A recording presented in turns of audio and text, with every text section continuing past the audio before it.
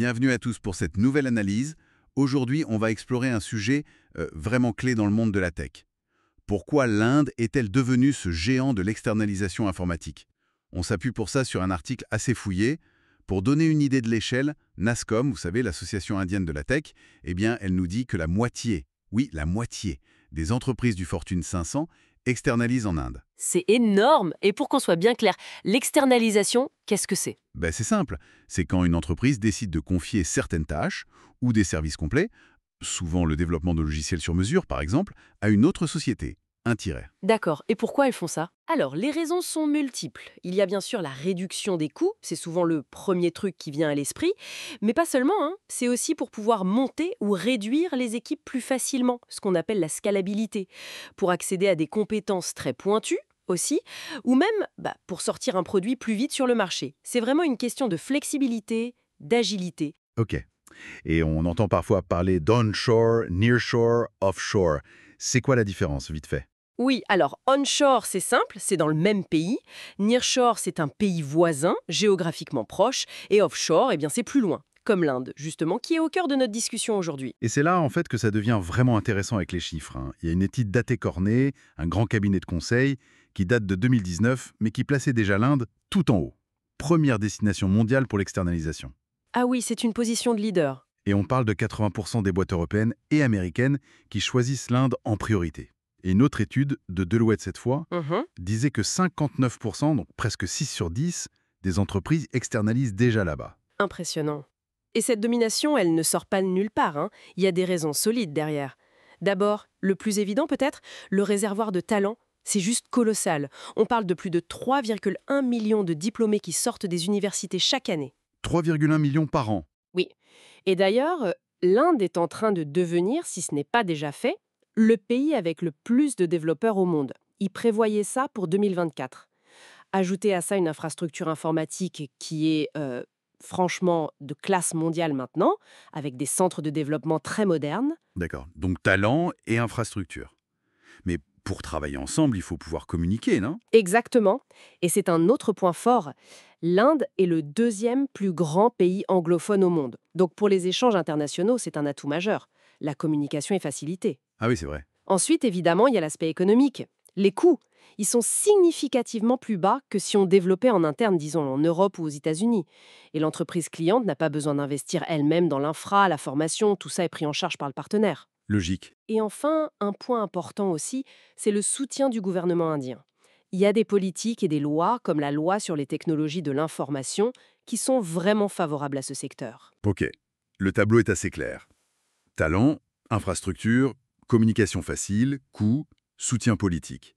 Et concrètement, qu'est-ce que les entreprises externalisent le plus en Inde? Quel type de service? Alors, l'article qu'on a consulté donne une bonne liste.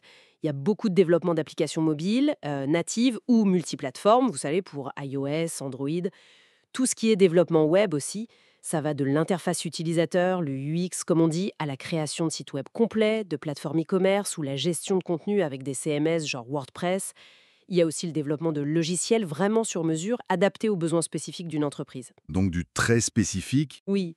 Et puis des services IT plus généraux, la modernisation d'anciennes applications, la maintenance, la migration vers de nouvelles plateformes, les tests logiciels très importants, ça, et même le support client. C'est vraiment large. Et si une entreprise se dit « Ok, ça m'intéresse », comment elle fait pour choisir le bon partenaire là-bas? C'est pas évident, j'imagine.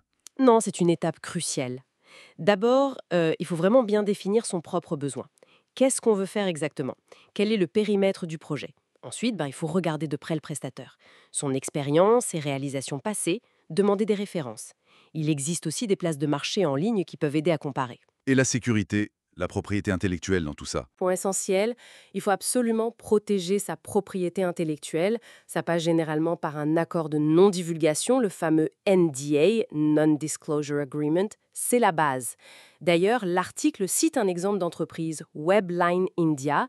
Ils sont basés en Inde, mais aussi aux États-Unis. Ils ont plus de 150 professionnels et mettent en avant un modèle qu'ils appellent Rely Shore pour offshoring fiable, si on veut. Drolishore, d'accord, voilà. Et il couvre pas mal de technologies. .NET, PHP, Java, Python, et puis le mobile iOS, Android. Ils proposent même une consultation gratuite au début. C'est juste un exemple, bien sûr, du type de partenaire qu'on peut trouver.